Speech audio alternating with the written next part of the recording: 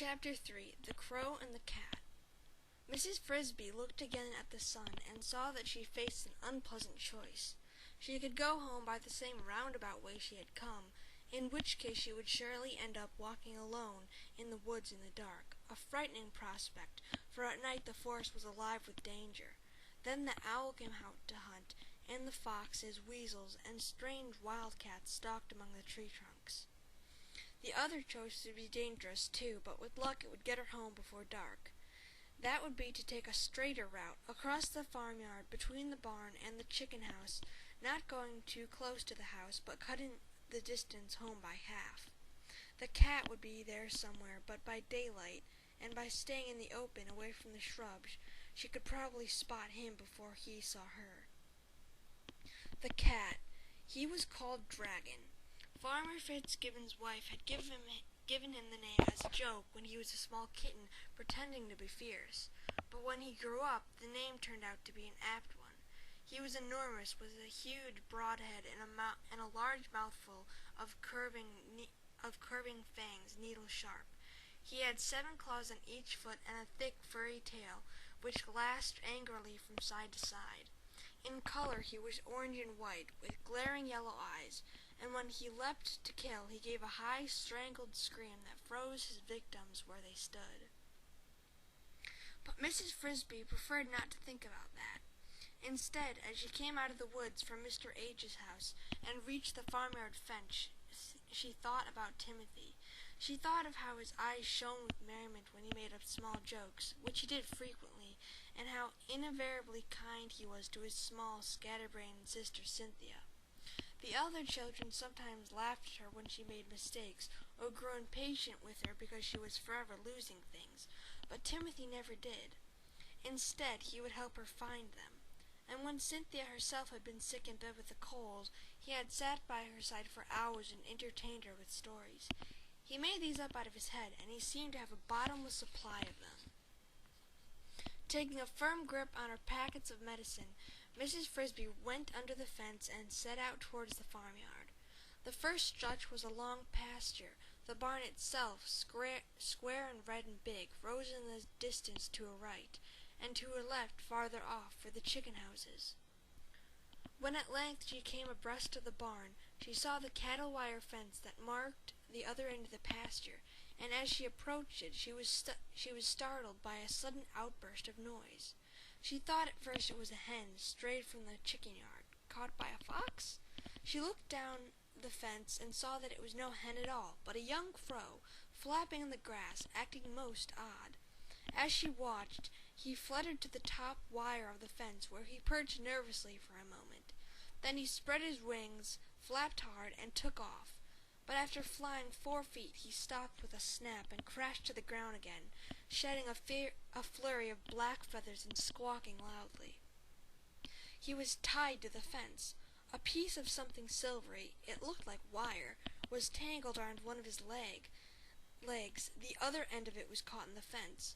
Mrs. Frisby watched closer, and then she could see it was not wire at all, after all, but a length of silver-colored string, probably left over from a Christmas package.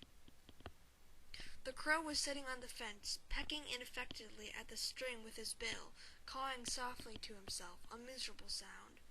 After a moment he spread his wings, and she could see he was going to try to fly again. "Wait!" said Mrs. Frisby. The crow looked down and saw her in the grass. "Why should I wait? Can't you see I'm caught? I've got to get loose." "But if you make so much noise, the cat is sure to hear, if he hasn't heard already. You'd make noise, too, if you were tied to a fence with a piece of string, and with night coming on." "I would not," said Mrs. Frisby, "if I had any sense and knew there was a cat nearby." "Who tied you?" She was trying to calm the crow, who was obviously terrified. He looked embarrassed and stared at his feet.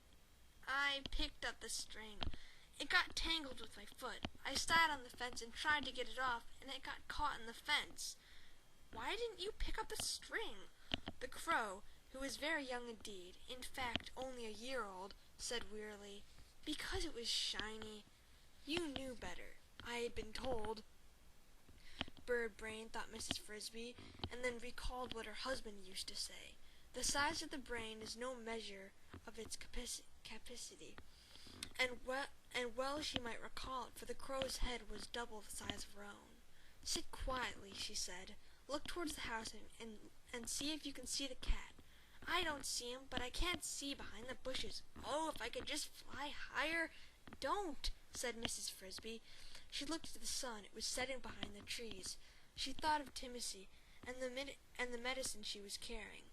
Yet she knew she could not leave the foolish crow there to be killed, and killed he surely would be before sunrise, just for want of a few minutes' work.